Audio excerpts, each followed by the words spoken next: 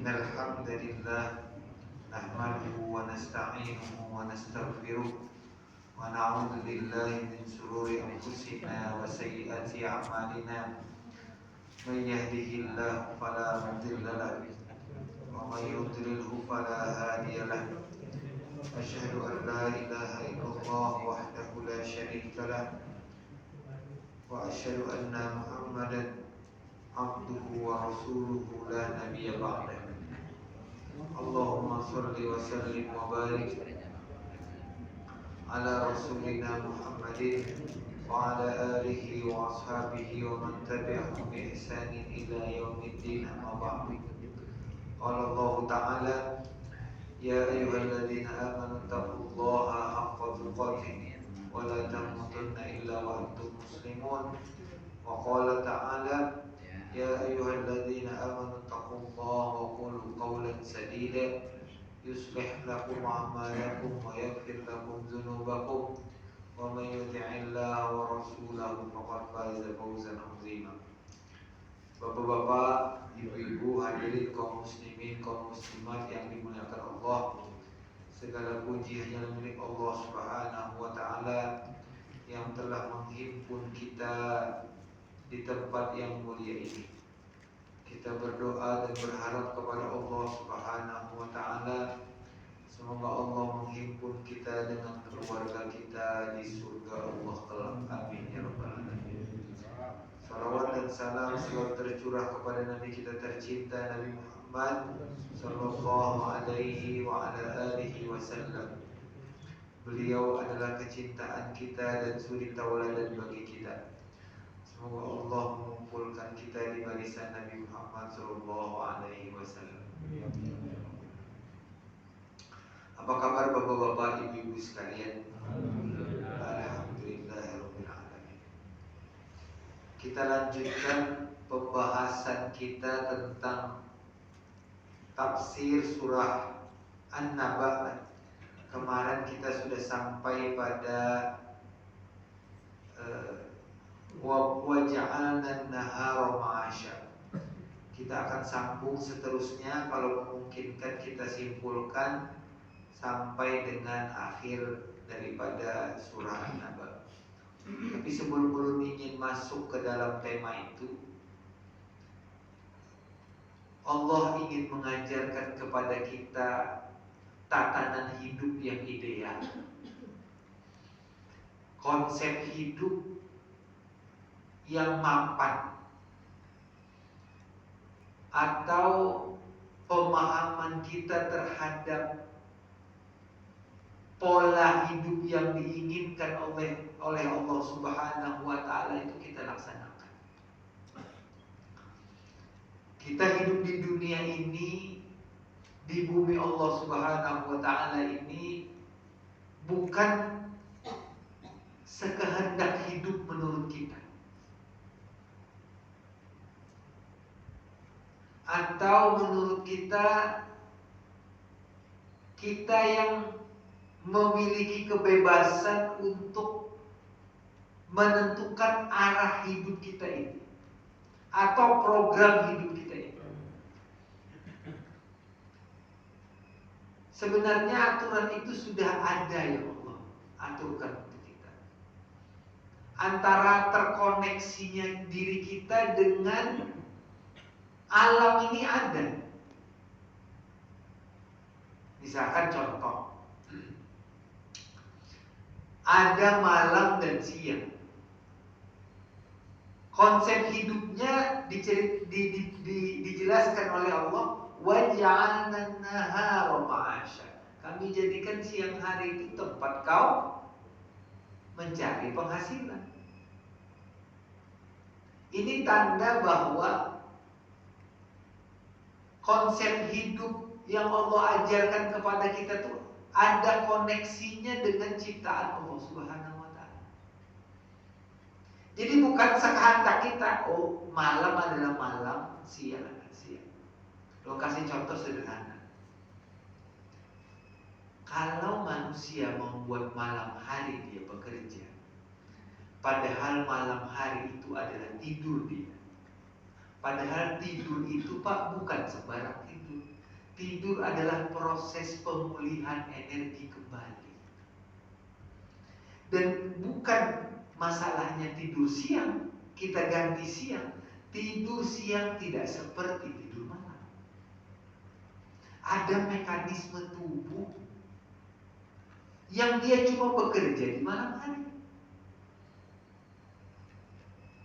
Mau kasih contoh sederhana. Pian tahu kolesterol. Pian tahu kolesterol, istilah kolesterol. Pian tahu obat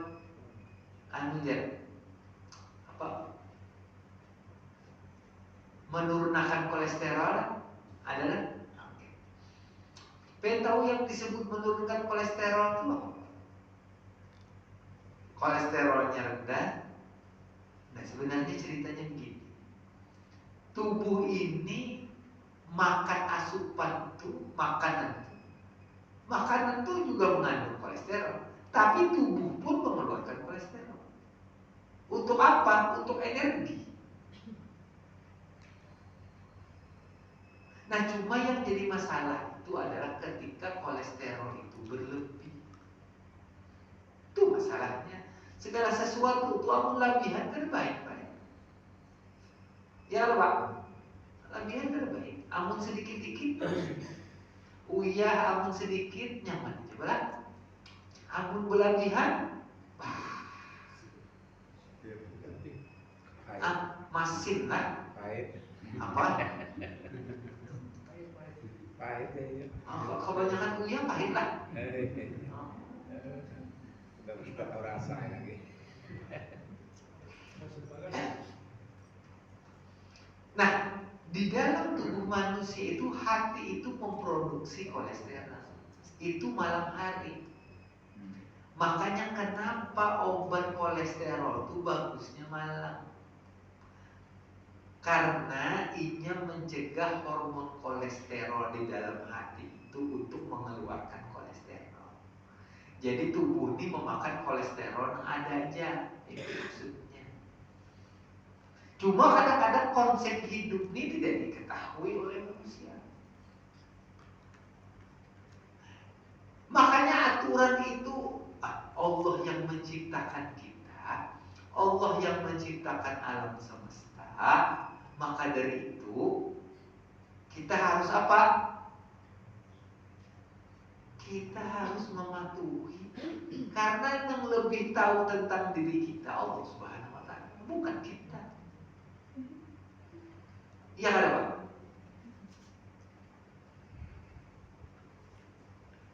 Manusia ini kan banyak perkiraannya Pak. Kira-kiraku ini, kira-kiraku ini, kira-kira. Sekarang kan. Nah itu konsep kita. Yang kedua bapak-bapak dan ibu-ibu sekalian. Lalu Allah jelaskan wa banaina fawqakum, dan kami bangun di atas kalian sab'an shidad, 7 langit yang kokoh. Nah sebelum ulun bicara tentang langit yang kokoh, 7 langit yang kokoh, ini banyak penafsiran.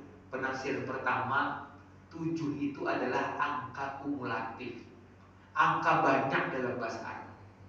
Berarti ini langit ini banyak. Ada banyak memang 7, Allah sebutkan 7 lah.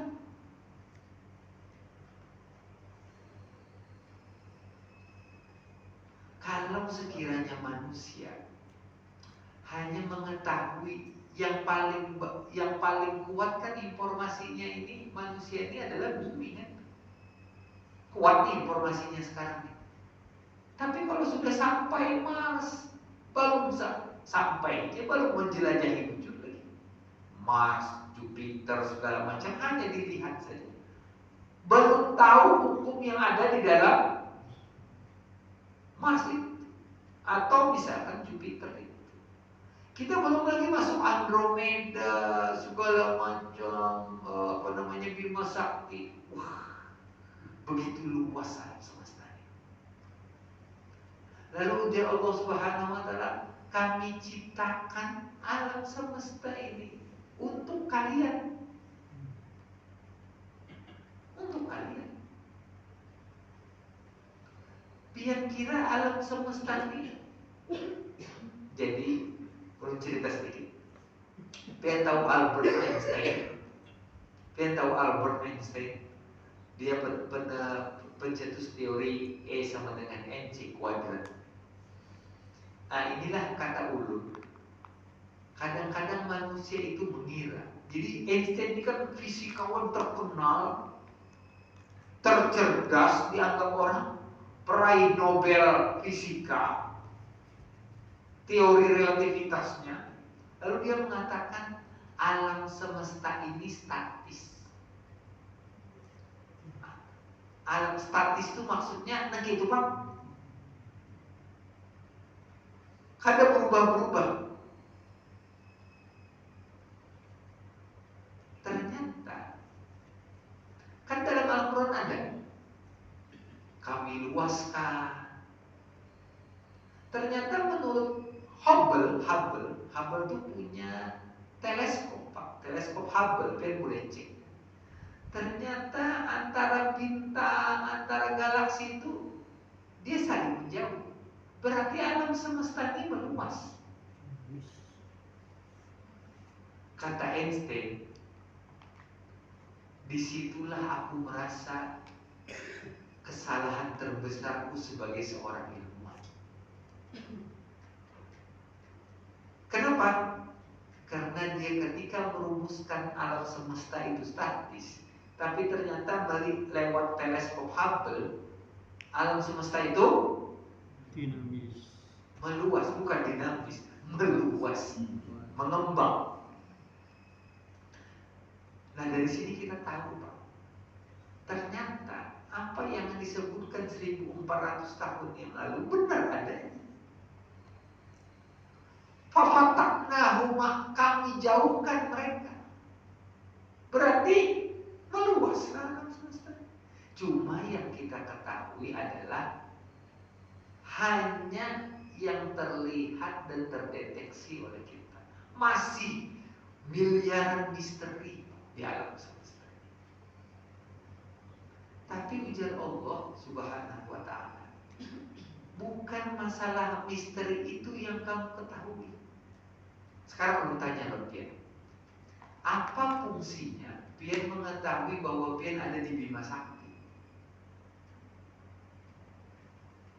Nah, ini kita bicara pengetahuan. Apa fungsi bagi Pian berubah dalam hidup Pian kalau Pian mengetahui bahwa oh ternyata miliaran galaksi yang ada di alam semesta? Apa fungsi? Kita kecil. Itu bagi Pian. Bagi orang yang tidak beragama, kira-kira fungsinya apa? Hanya sebagai pengetahuan. Bagi orang beragama, oh, kita kecil. Kita mengambang di alam semesta. Kata orang yang berpengetahuan, oh kami gali lagi, kami gali. Sebenarnya bukan itu maksud Allah. Apa maksud Allah? Nah, kita tes, kita uji.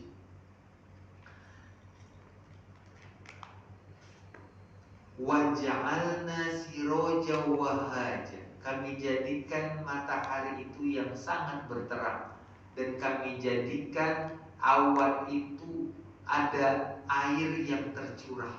Linukhrija bihi habban wa nabata, kami tumbuhkan biji-bijian dengan untuk itu kami tumbuhkan biji-bijian. Wa jannatin alfafa, dan kebun-kebun yang rindang. Ternyata alam semesta yang terstruktur ini itu sebenarnya untuk kita.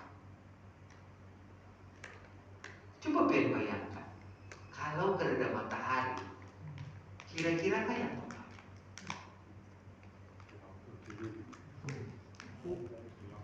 Gelap terus kan? Oke. Kira-kira manusia sempat berpikir tentang bagaimana hidup nih kalau semuanya gelap.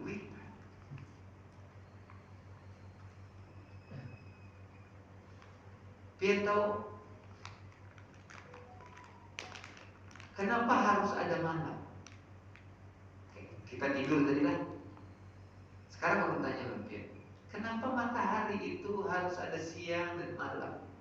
Karena kalau terang terus Pak, ada beberapa jenis tumbuhan yang tidak bisa hidup.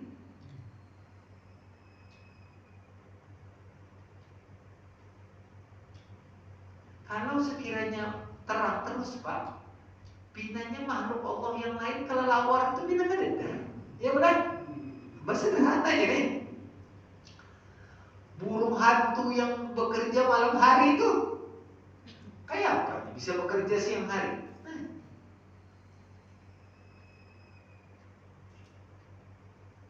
Jadi luasnya ciptaan Allah Subhanahu wa taala ini tidak terkira. Dan itu terhampar untuk kita. Lalu kok alam semesta itu ada hujan untuk kita. Hujan penting Pak, coba kalau ada hujan. Ini kan manusia lagi berusaha nih, mudahan ada hujan, mudahan ada hujan. Bukan berarti nyahan tak ada hentak hujan selawasan. Semalam ada hujan, pas tak ada hujan, ada hujan. Maka kita ini ketujuan menantang Pak ya. Hujan sedikit, tambahi lagi hujannya aja. Apa? Tambahi lagi hujannya aja. Pindah aja. Banyak di acara aja kita aja pindah. Pas banjir. Kota banjir. Nah, lalu habis Allah ceritakan alam semesta ini terstruktur rapi untuk kita nih. Lalu ujar Allah, Inna yaumal fasli kana miqatan. Sesungguhnya hari keputusan itu telah ditetapkan. Yauma yunfakhu fis-suri fatatuna afwaja. Dan pada hari itu ditiup sangkakala dan kalian akan datang berduyun-duyun. Sekarang, kenapa ketika Allah berbicara struktur alam semesta, tiba-tiba bercerita tentang hari akhir? Boleh jelaskan? Yang pertama, hari akhir itu kepastian Allah. Ujar Allah, alam semesta ini pasti. Itu ketetapan Allah. Ketetapan. Sekarang mau tanya kepada dia. Orang Arab tuh zaman itu orang Arab tidak percaya hari kebangkitan. Orang Arab percaya Allah, percaya.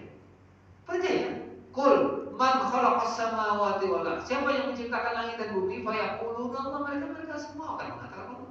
Tapi mereka itu syirik lah. Nah, syiriknya mereka, tambahan selanjutnya adalah mereka tidak percaya hari kebangkitan.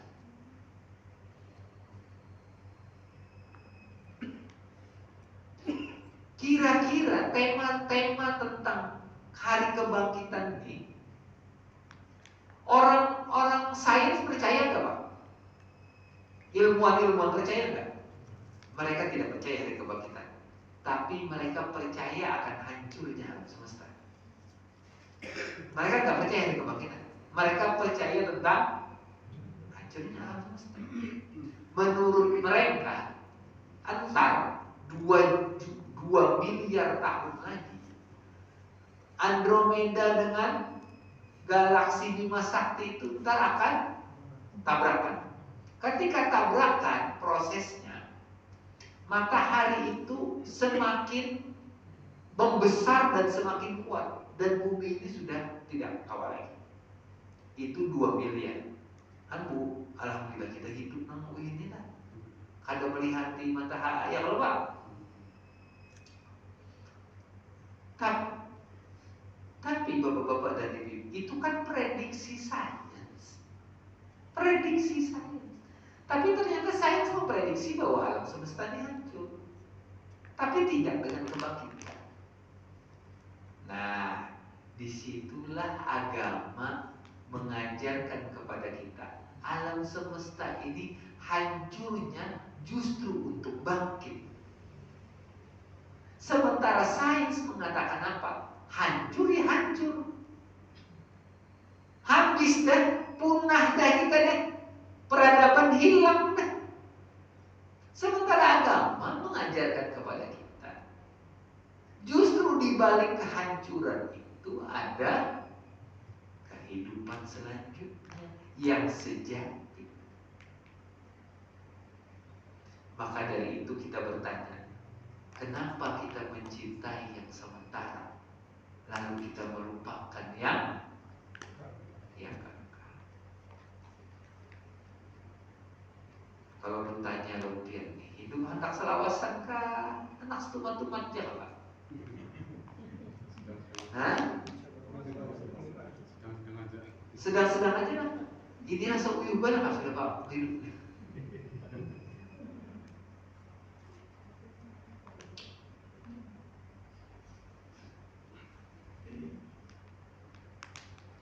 Ternyata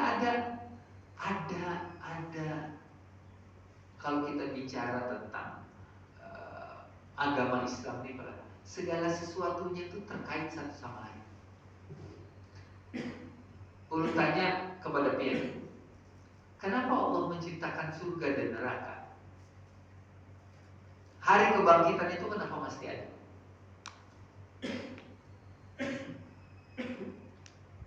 Kenapa mesti ada, Pak? Ayo. Kenapa mesti ada? Karena Allah menciptakan makhluk yang bebas dan berakal. Orang yang bebas dan berakal ini, dia akan mempertanggungjawabkan perbuatannya. Kalau sekiranya dia hidup dan tidak mati, dia mau mempertanggungjawabkan perbuatannya bagaimana? Ya kan Pak?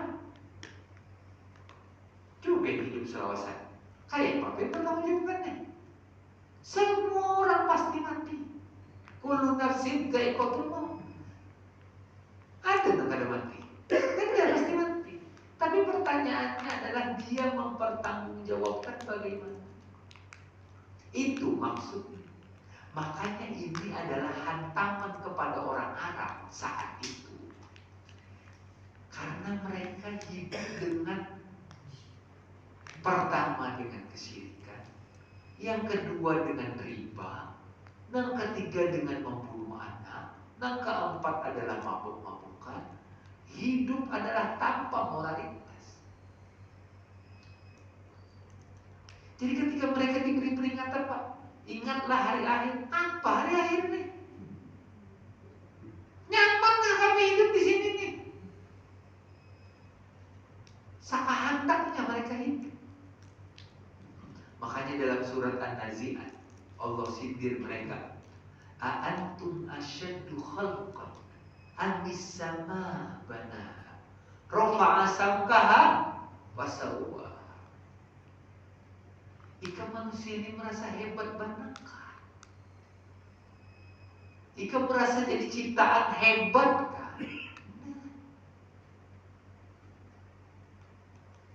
A'antum asyaddu khalqan amis sama. Apakah kamu merasa ciptaan kamu menjadi ciptaan yang paling baik, paling hebat, paling mutlak dibandingkan dengan alam semesta yang Allah bangun? Allah sindir. Allah sindir lagi apa orang-orang Arab itu saat itu apa? Manusia lah. Karena istilah orang Arab ini kan, ini orang Arab ini ada baik laku. Ini gambaran mereka saat itu manusia. Allah sebutkan apa? Mereka itu apa? Jama'a mala wa adada. Mereka sibuk loh hartanya. Sibuk menyibukkan diri loh harta. Sama loh manusia modern ini.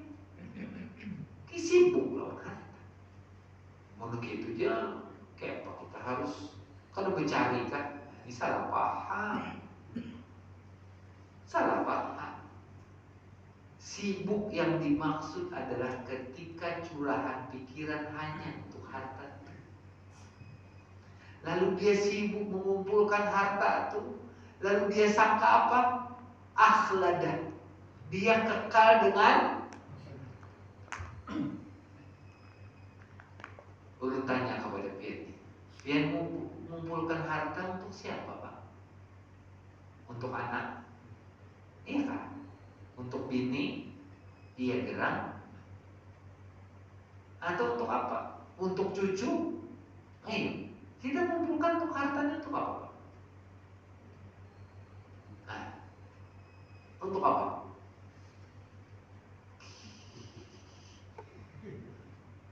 Dalam konsep agama, kita mengumpulkan harta itu untuk berharta kembali di kehidupan selanjutnya. Harta yang kita raih di dunia ini pada saat ini itu adalah sebuah tabungan yang kita akan petik ketika kita di akhirat. Di akhirat kita adalah kita berharta. Orang yang berharta saja yang masuk surga. Ya Pak. Kok kadang harta yang ulun maksud pian kadang. Coba pian ulun tanya, di surga itu lapisan ranjangnya apa, Pak? Orang sugih. Iya, ulun tanya ulun pian, hanya berharta orang sugih ya masuk surga nih. Nang ulun maksud di surga kelak itu sugih semuanya orang masuk surga. Ya kan? Bukan berarti bahwa orang miskin orang kenapa masuk surga, salah maksud. Nang ulun maksud adalah orang masuk surga itu pasti al-lu'lu wal marjan. Ayo biar bayangkan. Dipatnya aja jamrut. Jamrut nang sini enak 5 juta rupiah. Itu dipat.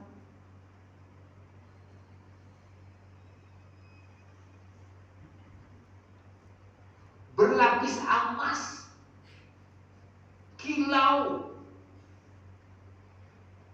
Itu harta nang kekal. Amun nang ini mati. Amun nang itu kita kada mati. Nah, ayo Pak. Itu maksudnya. Allah sayang lawan manusia. Allah kasih ilmu. Allah kasih informasi. Kau tidak hidup selamanya. Kalau kau ingin hidup selamanya, alam semesta ini hancur juga. Manusia hidup ingin anak berapa, Pak? Alfasana. Hidup berapa tahun? 1000 tahun. Dan semua sekarang manusia berkoyok panjang umur. Ya ada, Pak? Ya ada. Umur berapa, Pian? 90. Masih sigar? Oh, sobrang sigar. Hendak tambah lagi umur? Hendak, siapa nak ada hendak?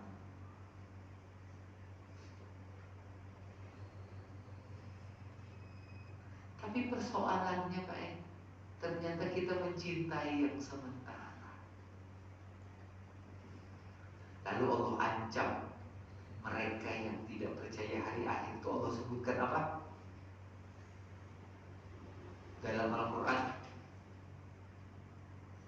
wa futihatis sama'u fakanat abwaba wa suyiratil jibalu fakanat inna jahannama kanat mirsada.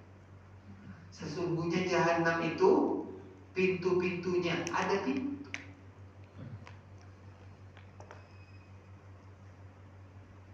Litoghina ma'ab, bagi mereka yang berlebih-lebihan.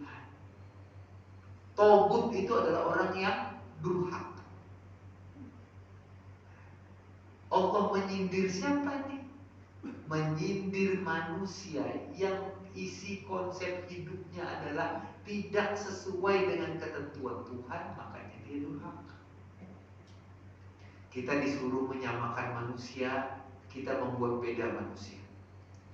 Kita disuruh menghargai usaha manusia, Usahanya adalah usahanya, usaha kita adalah usaha kita.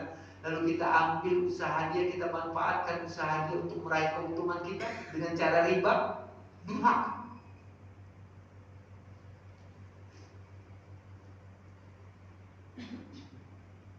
Apalagi Pak, membunuh anak, durhaka. Hidup poya-poya, durhaka.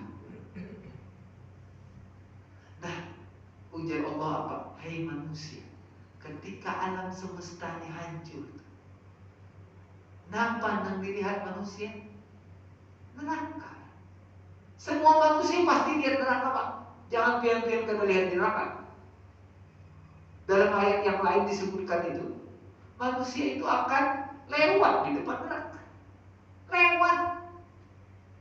Ada nang singgah, ada nang nauzubillah singgah lah.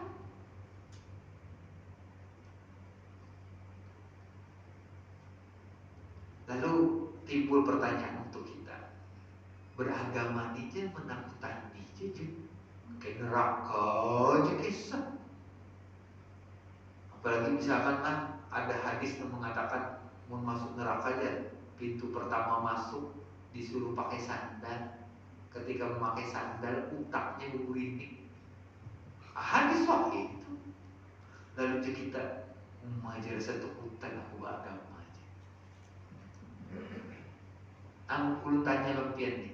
Beragama ini kita takutan kah gembira kah? Hah? Gembira. Karena takutan dia neraka. Takutan pasti. Ujar kita kau gembira. Itu takutan juga. Hah?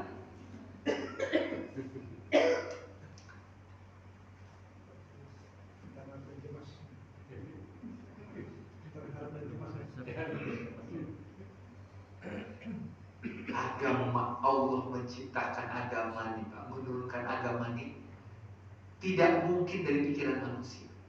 Manusia ini kan seimbang antara takut dan bahagianya. Coba manusia cuma dipikirkan surga, nih, tidak ditakuti neraka. Kira-kira apa yang tergambar? Sakahantaknya mereka hidup. Tapi kalau sekiranya neraka aja yang dikesahkan, surga dikesahkan, maka manusia akan semakin buntu, bungul, ketakutan bawaannya. Kadang kamu mengambil sikap. Keseimbangan antara ketakutan dan kebahagiaan ini, itulah letak agama. Makanya Nabi disuruh apa Pak? Basyiro, beri dia mereka kabar gembira dan peringatan. Jangan penceramah ini setiap sidin ceramah enggak kisah neraka. Jemaah aku rasa hutan hidup di neraka aja. Nanti aku kisah surga aja pulang. Rasa awang-awang banget kita aja. Manusia durhaka.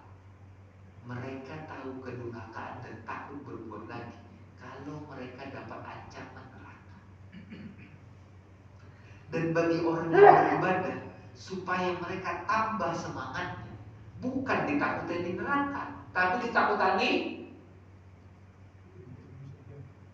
diiming-imingi surga. Makanya aku kurang berubah jangan kisah neraka lagi, kisah surga aja, supaya mereka bersemangat.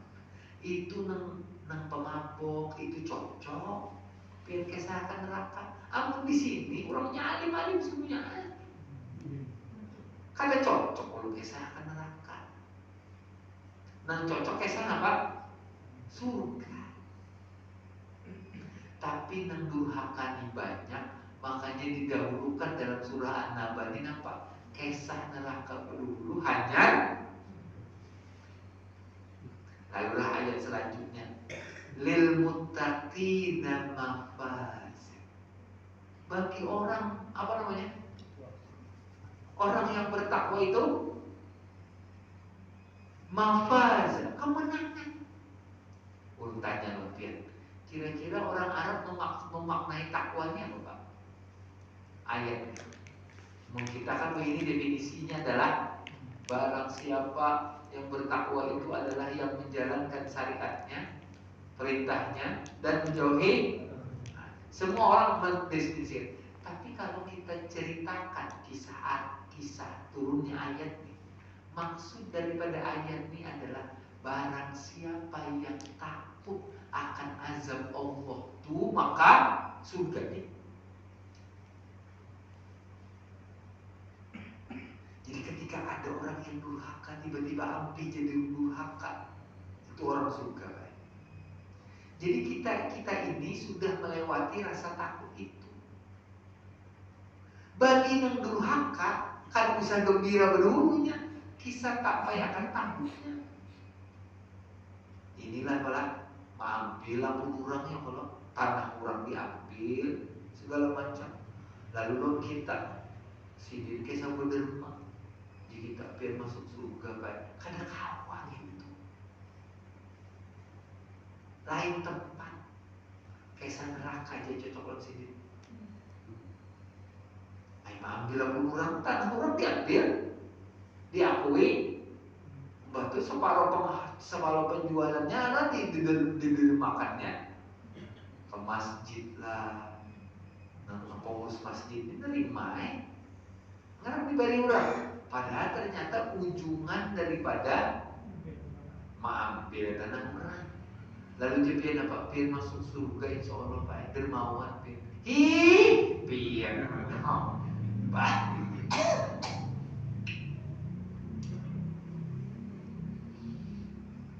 Nah, Bapak dan Ibu sekalian yang dimuliakan Allah. Habis sudah? Berapa menit lagi? 3 menit. Oke. Belum lanjutkan sedikit lah. Lalu apa? Hadaiqa wa anaba, kebun-kebun dan buah anggur. Jadi semalam kami diskusi baik di kampus. Tujar istilah kebun-kebun tujar, sungai-sungai tujar. Orang Arab bahari kerja sungainya. Orang Arab kerja banyunya. Jarang ada kebun. Jadi menurut mereka kebun-kebun itu adalah surga-surga itu imajinasi orang Arab. Namun kita di Kabupaten Banjar dan Banjarmasin ini jelas kota 1000 sungai ini kadang tergiur kita istilah mengalir sungai-sungai. Lalu kita kebanjiran aja kayak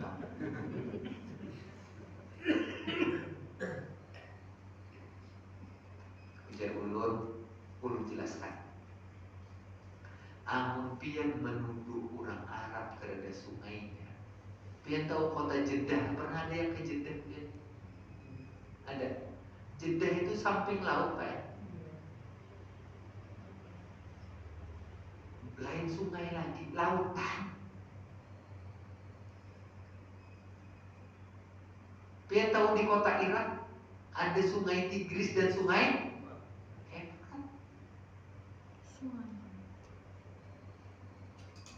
di Mesir ada laut merah, sungai Nil, ada laut merah juga, ada sungai Nil. Jadi aku pian pekesna bahwa di Arab ini kerana sungai. Kasihan orang Arab, ulun tersinggung. Mudah-mudahan kan banyak perintah orang Arab nih. Itu yang pertama. Yang kedua kebun. Pen pernah umroh ke Taif lah. Karena mungkin umroh kena ke Taif. Taif itu banyak kebun Pak. Orang Arab tuh bisi Pak, kebun anggur ada. Pian kira kurma aja kan aku jajan. Iya memang kurmanya banyak. Tapi buah yang lain ada. Buah yang lain ada. Yang ketiga, bidadari itu cantik-cantik. Ya kalau saya tanya, berarti orang Arab nih kerja dengan bungasnya bini. Tersinggung sebagai orang Arab nih. Kerja dengan bungasnya orang Arab. Ya apa? Jadi dulu itu adalah gambaran kesenangan yang Allah janjikan. Kita kan bisa ngalih-ngalih Pak. Kita ini kota 1000 sungai. Kita pernah mengalami kekeringan? Pernah, Pak. Ingat nggak kita, Pak, ketika musim kebakaran lahan, padi-padi mati segala macam, pernah kita habis. Lalu pian ingat pesawat terbang berhambur uyah supaya hujan, saking kekeringannya kita. Lalu kita memandang koyok Quran itu aja. 6 sungai-sungai, kalau kita tertarik kami kota 1000 sungai. Lalu kita aja kering. Nah, yang terakhir yang ingin sampaikan adalah ketika manusia itu sudah disidang oleh Allah, sudah disidang, tergambar semua perbuatannya, tergambar semua perbuatannya. Lalu apa bapak-bapak dan ibu sekalian yang dimuliakan Allah? Saking dia melihat perbuatannya, dia berkata apa? Laitani kuntu turaba. Seandainya aku dulu debu saja.